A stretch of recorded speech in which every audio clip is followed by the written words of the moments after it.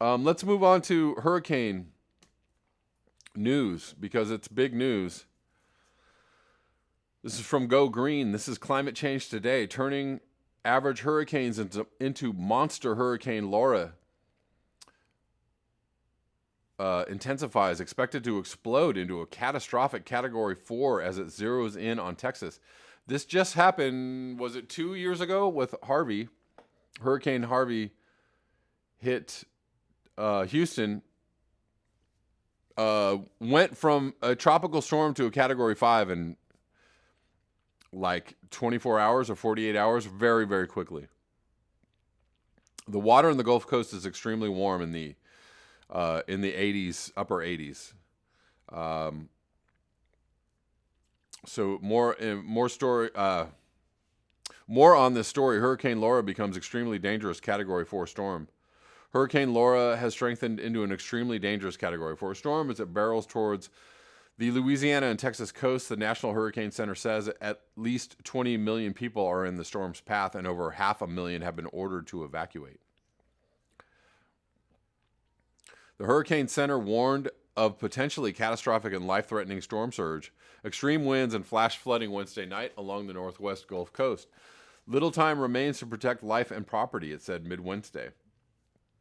Laura was located about 200 miles southeast of Lake Charles, Louisiana, about 200 miles southeast of Port Arthur, Texas. According to the Hurricane Center, it was moving northwest at 16 miles per hour and had maximum sustained winds near 140 miles per hour. On the forecast track, Laura will approach the upper Texas and southwest Louisiana coast this evening and move inland within the area tonight. The center of Laura is forecast to move over northwestern Louisiana tomorrow night, across Arkansas Thursday night, and over the mid-Mississippi Valley on Friday, the Hurricane Center said.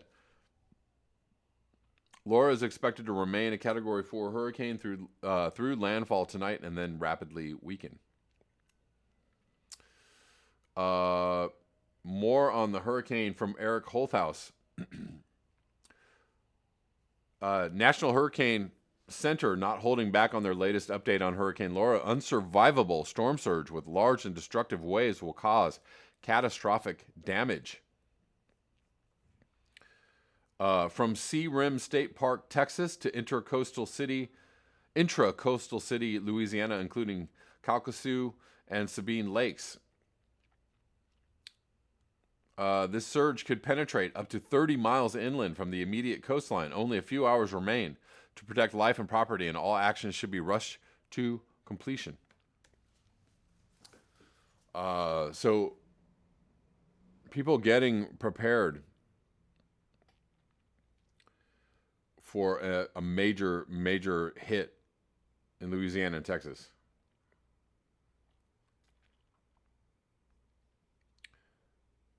Moving on, news from Extinction Rebellion, Roger Hallam. Roger Hallam has been arrested along with some other members of his group called Beyond Politics. And they are conducting a hunger strike. Roger Hallam and other members of Beyond Politics in prison. This is from yesterday. They were arrested yesterday. 5 members of new political party Beyond Politics, including Extinction Rebellion co-founder Roger Hallam, have been sent to prison today following arrest yesterday and have immediately begun a hunger strike. The 5 have all been placed on remand until a plea hearing in 4 weeks' time. Members of the party have been involved. Remember, there is a major action going on September 1st, Extinction Rebellion, worldwide. So mark your calendars. Please go sign up for the Extinction Rebellion newsletter to get information if you want to be involved in that action. So this coming, 5 days before this huge action. So of course, they're trying to blunt the impact of this action by arresting one of the founders, the most visible founder of Extinction Rebellion. Members of the party have been involved in various nonviolent direct action protests, mainly involving eco-friendly bright pink paint, which has been sprayed at NGO and political party buildings. They are protesting the lack of action on climate and ecological emergency. and the party demands the creation of immediately legally binding citizens' assemblies. At Highbury and Islington Court this afternoon, defense lawyers argued that they were no threat to the general public and should be bailed. But despite the pandemic situation and associated health risks of prison, they were all remanded after being charged with conspiracy to commit public nuisance and criminal damage. Along with Roger Hallam were a retired doctor, an Anglican priest, a young journalist, and a photographer. The 5 prisoners have announced they will begin an immediate hunger strike in protest at what they see as unjust and politically motivated imprisonment, and several other members of the group have already vowed to join them. Roger Hallam is an organic farmer and social mobilization PhD researcher who has long expounded his theories of how to tackle world problems of climate, ecology, and injustice through civil disobedience. Basing his ideas on transformative movements such as the suffragettes, Gandhi, Martin Luther King, and many others, his research formed much of the basis of Extinction Rebellion's early protests. Before his arrest, Anglican priest Stephen Nunn, worried for the future of his 6 grandchildren, said whether it involves going to prison or whether it doesn't, something needs to happen so that people will stand up and listen. Beyond politics, although made up of many XR activists, is a new party and separate movement. Major new film, The Troublemaker, which followed Hallam over the course of 18 months, is available to watch for free until Thursday. Guys, it is on this page right here, The Troublemaker, if you want to watch it. Just Google these words, hunger strike, Roger Hallam. And, if you want to copy this headline here, you can watch this film for free until tomorrow. I already watched it today. It's very, very good. Roger Hallam is one of the most inspiring people around climate change to me. He has more courage and more self-sacrifice than almost anyone else. And he is doing his utmost. He is absolutely doing his part to open people's eyes to the emergency around climate change.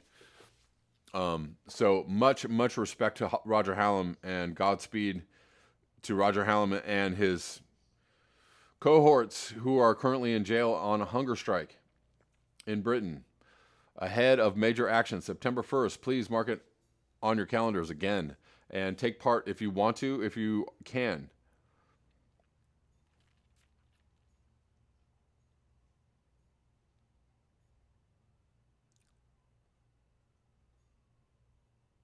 Irk 1, Texans need to plug every drainage system in anticipation of the storm. Turn your industrial zone into a lake.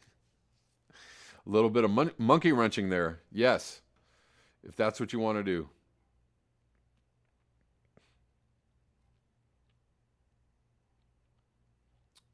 Gene asks, why hasn't Roger just given up like the Doomers? Because I think that he feels that action is necessary. Right action is the thing to do, right? That is the highest calling, is right action. Whether you believe it's over or not, whether you believe we're all going down the drain or not, the thing to do is do your best, right? And do the best for the climate. Put yourself in harm's way if you are able to do that.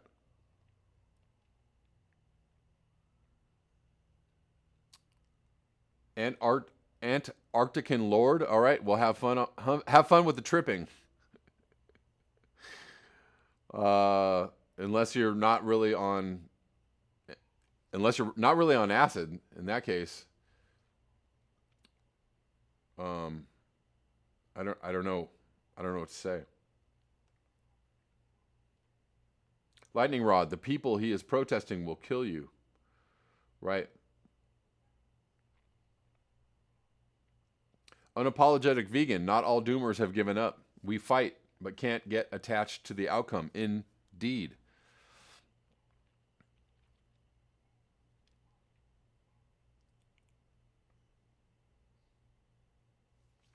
Osama number 5, I don't think most doomers have given up. I think they're trying to spread awareness.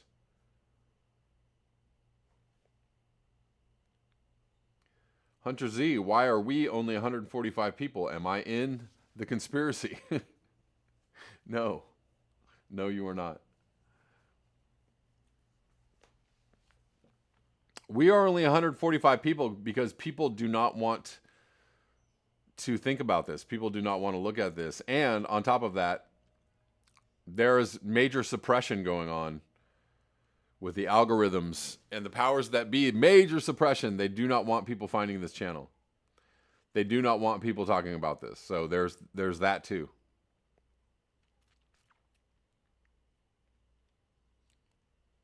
But people really do not want to talk about this. People don't want to accept this. They don't want to think about it. They don't want to be confronted with it. They want to live their lives as comfortably as possible. Even if they know the truth, they still just want to live their lives as comfortably as possible. They don't want to be bothered. Because it's uncomfortable.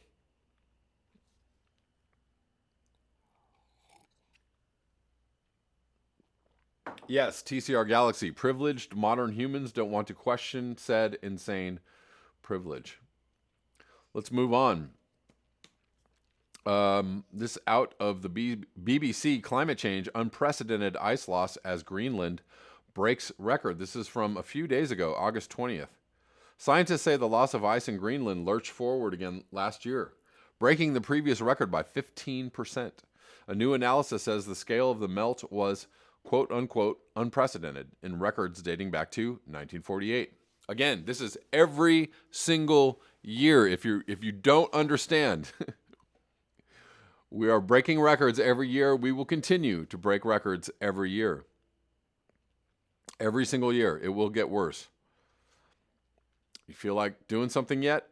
High pressure systems that became blocked over Greenland last summer were the immediate cause of the huge losses. But the authors say ongoing emissions of carbon are pushing Greenland into an era of more extreme melting. Over the last 30 years, Greenland's contribution to global sea levels has grown significantly as ice losses have increased. A major international report on Greenland released last December concluded that it was losing ice 7 times faster than it was during the 1990s. Oh my. Today's new study shows that trend is continuing.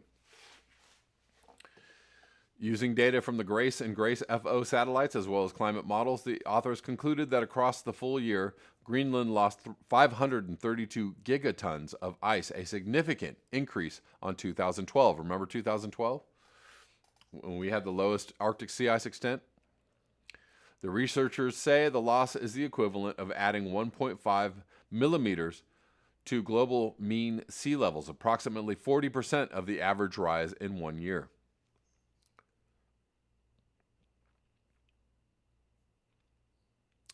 According to let's look at this. Dogs walking across a huge melted, like a melt pond of ice. According to a calculation by Danish climate scientist Martin Stendel, the 2019 losses would be enough to cover the entire UK with around 2.5 meters of meltwater. Both last year and 2012 were marked by blocking events, the researchers say, where disturbances in the jet stream saw high-pressure systems become stuck over Greenland, resulting in enhanced melting. Enhanced melting. Or a whole lot of melting.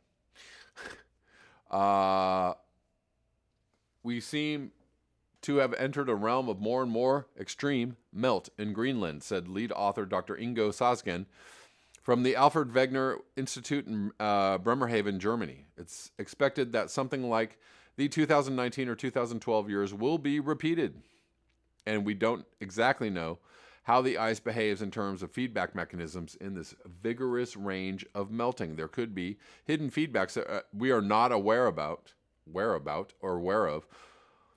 or that maybe not perfectly described in the models right now. This could lead to some surprises. I'm going to leave it on that. We're going to see some surprises, guys.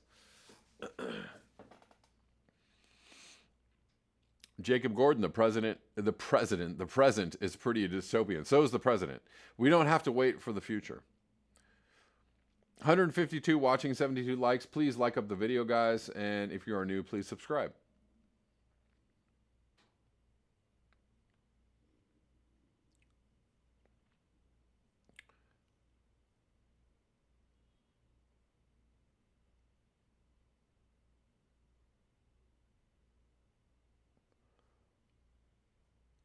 Donald McCarthy, live with small dreams, move mountains, and the valleys will flow behind.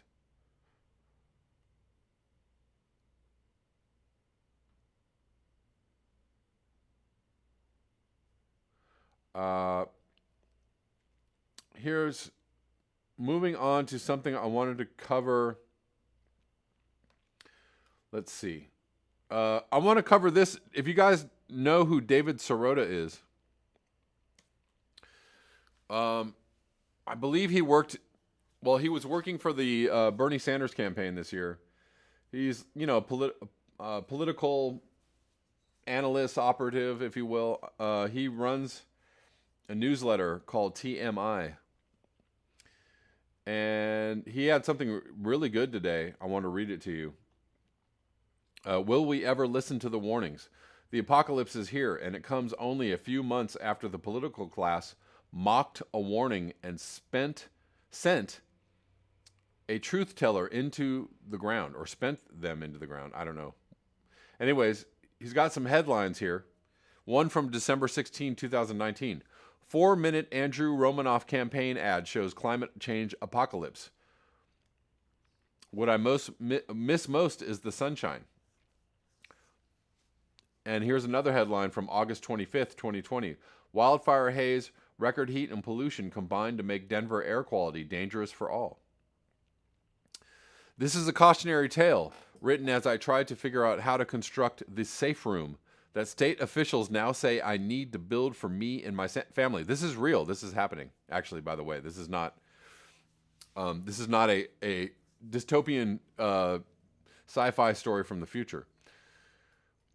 And this cautionary tale is not just about one state or one election. It is about our democracy, our head-in-the-sand political establishment, and most important, about whether or not we have the ability to listen and to change as our survival is threatened. This tale begins late last year when Senate Democratic challenger Andrew Romanoff released a long-form ad warning that if we don't take climate change seriously, we are facing an apocalyptic crisis in the not-so-distant future. The ad depicted a dystopia of Coloradans trapped in their homes, unable to go outside because of scorching temperatures and poisonous air. The proponent of a Green New Deal, Romanoff was quickly mocked by the political establishment. The local media opted to vapidly focus on whether it was a good tactic and good politics, quote unquote, rather than consider its merits. Republican U.S. Senator Cory Gardner suggested that Romanoff, a former House Speaker, had gone insane, a charge amplified by the local press. Remember, Trump calls Greta Thunberg insane, wacko, crazy, lunatic. The GOP in Washington called the ad fear-mongering and derided Romanoff's unabashed support for the Green New Deal and other progressive policies. The message from the entire political class was clear and resounding. Romanoff was ridiculed for not being politically savvy and for supposedly making a climate argument that was too hyperbolic and unrealistic. He was soon berated by Democrats like Governor Jared Polis for spotlighting his opponent's ties to the oil and gas industry. Few major progressive groups, other than the Sunrise Movement, worked to try to win this state for a climate champion. National Democrats like Chuck Schumer and Elizabeth Warren parachuted in to help crush the primary challenge, right? Oh, progressive Elizabeth Warren. Oh, these progressive Democrats that care about the people. They came in and crushed this primary challenge.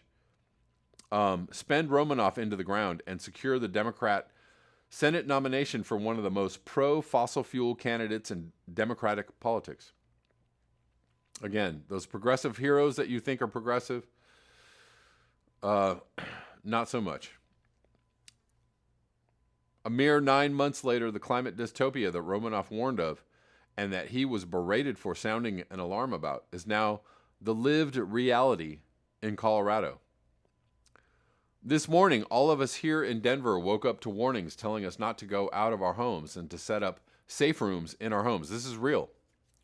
This is really happening. We are being told that this is necessary because near 100-degree temperatures mixed with smoke from wildfires and ozone pollution make it unsafe for anyone to be outside. The dystopia is now. As Romanoff's ad suggested, all of it, and remember, we have a possible Category 4 hurricane heading towards Texas and Louisiana tonight. The heat is from a climate-intensified summer. The wildfires are intensified by the climate situation, and ozone pollution is linked to the burning of and drilling for fossil fuels. For days, the sun has been blocked out by smoke. My kids quite literally miss the sunshine, exactly as Romanoff's ad said they would. This is happening across the West, and people in those sensitive categories should be staying inside. I have a friend who lives in Berkeley, California, who keeps posting how bad the air quality is in Berkeley. Very, very bad. Off the charts bad. They're saying not to go outside. This is happening across the West, and people in those sensitive categories should be staying inside. Even for healthy and fit people, we recommend staying inside during peak conditions because of the effects this can have on your respiratory and cardio systems, especially pregnant mothers and children. John Putnam, the health department's environmental programs director, told the Denver Post today. Despite this emergency and the warnings during the primary, this blue state's political class continues to effectively laugh at the emergency unfolding right before our eyes. Policies, oil and gas regulators have approved more than 1,000 new drilling permits, and this week they shut down scientists' scheduled presentation about the public health dangers of expanded fracking and drilling. These are Democrats. These are Democrats. The governors, these are not Trumpers. These are not Republicans. These are Democrats doing exactly the same things that Trump is doing. The governor's regulators are also dragging their feet on taking the most minimal steps to reduce the poisonous air blanketing the region. Meanwhile, our Republican incumbent senator is running as an unambiguous promoter of the kind of unbridled fossil fuel development that was unleashed by his Democratic Senate opponent, who is better than a Republican but who continues to oppose a Green New Deal.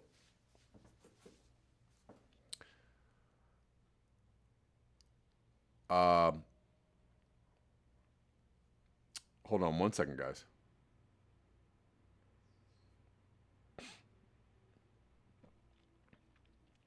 In short, the political establishment of this bellwether state, whose voters so overwhelmingly voted out Republicans 2 years ago, not only scoffs at truth-telling candidates in its midst, it categorically refuses to meet this moment of crisis, if doing so requires even gently challenging the status quo or angering the corporate interests that own our democracy. This isn't only about Romanoff or one Senate primary. It's not about upcoming general election,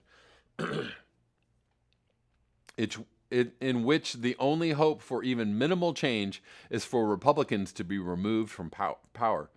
This also is not just about the corrupt politics of the kind of intermountain flyover state that is always ignored by a national media that exclusively covers the Acela corridor and nothing else. This is a larger universal parable because no matter where you are reading this from, there's almost certainly stories like this that have happened in your community. After all, if this kind of head in the sand, na can't hear you attitude toward the climate crisis is happening in a blue state like Colorado, then it is happening everywhere. No matter where you look, this emergency is becoming very real, very fast, and the people warning about it and demanding real action are still getting berated, laughed at, and mocked. We have a Republican Party that portrays climate change as a hoax, and Democratic Party dominated by a corporate wing that doesn't take the emergency seriously. Indeed, late last week, as fires ripped through California and as Iowa struggles to recover from an inland hurricane, President Obama's former chief of staff, the evil, super evil Rahm Emanuel, and I don't even have time to go into how evil Rahm Emanuel is, went on national television demanding that a prospective Biden administration make clear from the beginning that it will block a Green New Deal. Just a few days earlier, the Democratic National Committee's platform was changed to eliminate a modest, non-binding request to end fossil fuel subsidies that are fueling the climate emergency. What is it going to take to get us to listen and to act? How much worse do things have to become? These are questions that Romanoff's ad evoked in me when I first saw it and when I watched him getting berated. They are questions I now obsess over as I try to figure out how to build a safe room and struggle to help my first grader and fourth grader log on to Zoom for their next remote learning class because they can't go to school. We are all trapped right now, but we don't need to accept climate annihilation as our long-term future. We are told by our media and our culture to lobotomize ourselves and put our heads in the sand, but we don't have to. We are choosing to allow our political leadership to create this horrible future, but we can make a different choice. We must. And guys, I'm going to play this ad for you. I'm going to leave you with this ad.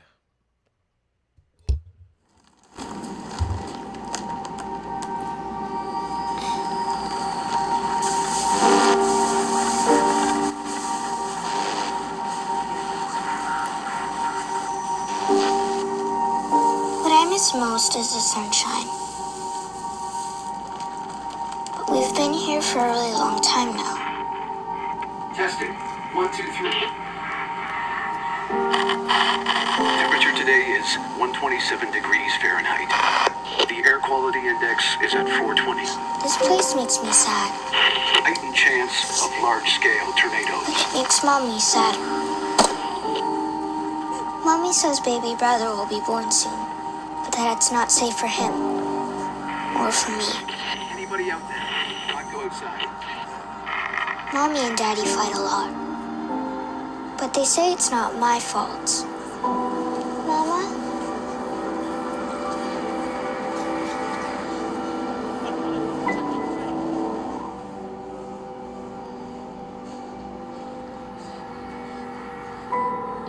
I just hope we can see the sunshine again one day. This is not the stuff of fiction, nor some far-off threat. California is in flames. The most destructive wildfire in the history of the entire town. This is a clear and present danger to life on Earth. This is uncharted territory. The strongest to ever hit the floor. Officials are overwhelmed. A catastrophe of our own creation. A climate crisis that condemns our children to an ever hotter planet. Their only home ravaged by storms. At least 3 dozen tornadoes reported. The record-breaking storm. Floods. Many areas will be uninhabitable for months. Droughts and heat waves. High temperature records broken by the hundreds. This is as bad as I've ever saw it. Wildfires. 9 people are confirmed dead in Northern California. Disasters that force millions of families to flee. We have a choice. A once, or perhaps a last in a lifetime chance to rescue the world we know and the hopes of billions not yet born. You didn't hear a lot of specifics on climate change from the debate because they think that it's too complicated an issue. We can squander that chance on business as usual, allow corporate cash to cloud our judgment. We sat down with executives from Halliburton. They have a really benign frac fluid, so you can drink it. Sell public offices to the highest bidder. We have ended the war on coal. Tired politicians tell us to lower our sights, The Green New Deal is a radical move toward a socialist energy and economic policy. to curb our ambitions, to settle for the status quo. We're here asking you to vote yes on the that resolution will not pass the Senate. They badly underestimate the urgency of this moment and the power of our persistence. We can choose a different path, demand respect for humanity, for all creation, dare a new generation to dream again. Our house is on fire, and we should get angry. I've seen my world collapsing around me. Push me to action. This is not just a native issue. This is about humanity. This is a movement driven by our nation's true leaders. Science should not be partisan. We're running out of time, so America's got to lead the charge here. Climate change is one of the most urgent matters of our generation. A people unfettered by fear. The eyes of all future generations are upon you. Those who say it cannot be done should not interrupt those who are already doing it.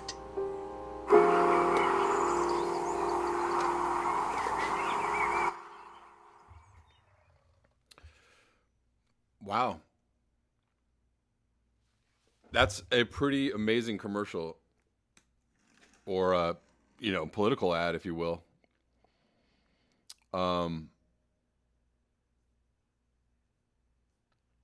Anyways, that's all I have for you guys today. Thank you so much for being here. Thank you for your eyes, your ears, and your conscience.